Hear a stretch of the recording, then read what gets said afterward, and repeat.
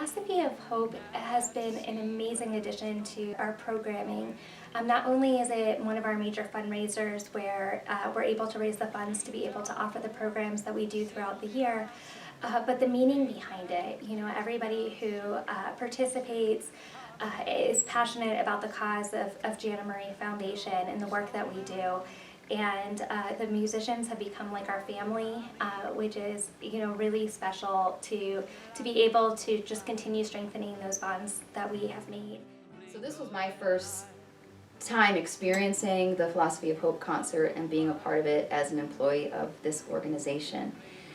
Although it was shared over a virtual platform, the emotions that are revealed through this concert, the stories that are shared through this concert, and just the lives that I believe are touched by this concert, it's insurmountable. And so if we can build on that year after year and continue to find entertainers that want to participate, people in our community that want to share their story as a way to reach out to others and inspire others to get help if they need it, then we're going to continue to do that year after year. It's just really important to who we are.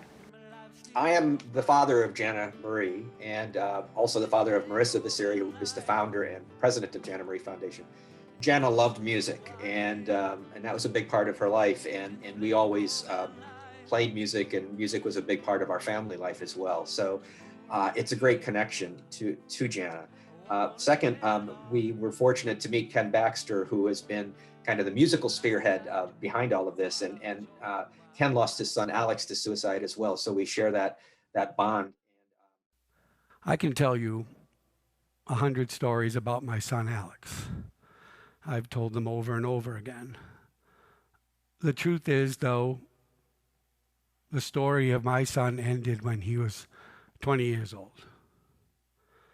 The thing about why we do these shows, is just because there are stories out there that need to be written, or more precisely, rewritten.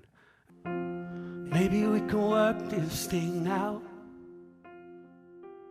I wanted people to know who my son was, and it seems like this is the way to do that. And then as soon as I hear myself answering this question, I'm going, is that the way to do that?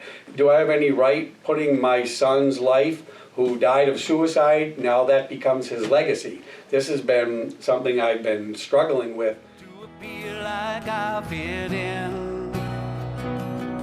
'Cause when I laugh, This is what I've done my entire life. I'm from New England, and I used to do dinner theaters, and I've been doing that since I was 18 or 19. If I have an emotion, I put it in a 4-minute box, and I take it out and I hear it when I need to, and that's for other people. And people come up to me and they go, I was having an off day, I heard one of the songs you did and I smiled. And there it is. So that's why I started to do it, and now it's evolved.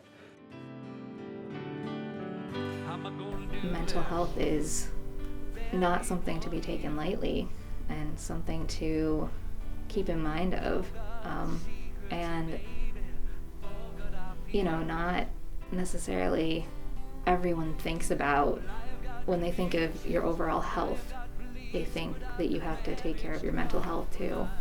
And that's something that, you know, I think our country's mindset needs to change on.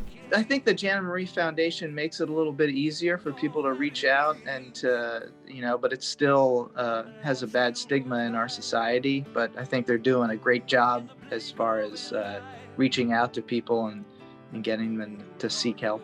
And this is not because Al Vasari can hear this being said, but when I met the Vasari family, and I've said this before, that's what made me come fully on board.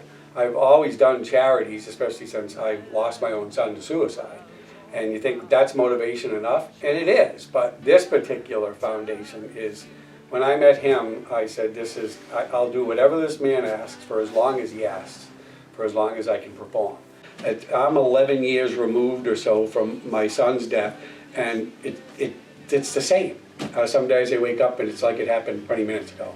So I will always continue to do this for as long as I moved 75 miles away, and I drive in for this, because it's Jana Marie. So there. And Al, you still listen to all this? Yeah. Damn. And I think that each year, you know, it tells an amazing story about adversity and overcoming those challenges and finding that road of hope and recovery. And when we can have stories like that, whether it be through the like spoken parts of it or through the music that is played, when we're able to share those stories, we can light the path toward healing for others as well. And it also helps to break down those barriers, you know, the shame or the stigma that sometimes surrounds mental health, and helps people know that they're not alone and that it's okay to reach out and it's okay to have these conversations that are so important to help save lives. Know what I mean? And your life still goes by in the blink of an